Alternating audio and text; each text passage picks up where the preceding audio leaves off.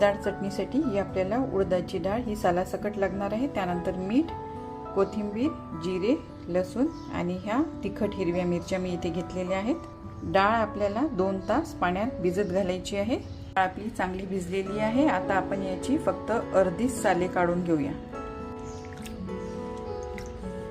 अशा प्रकारे मी ही डाळ धुवून घेतलेली आहे।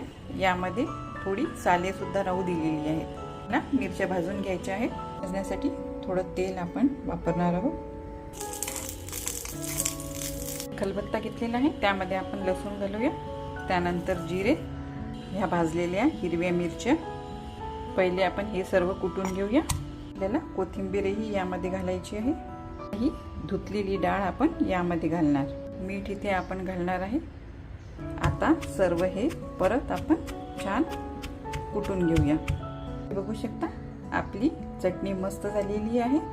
तुमच्याकडे जर खलबत्ता नसेल तर तुम्ही मिक्सरला सुद्धा ही चटणी वाटू शकता। फक्त ही चटणी खूप बारीक न वाटता थोडी जाडसर आपल्याला ठेवावी लागते। आपल्याला इथे भाकरी घ्यायची आहे, त्यावर ही उडदाची चटणी घ्यायची आहे आणि टाकायचं आहे वरून भरभरून तेल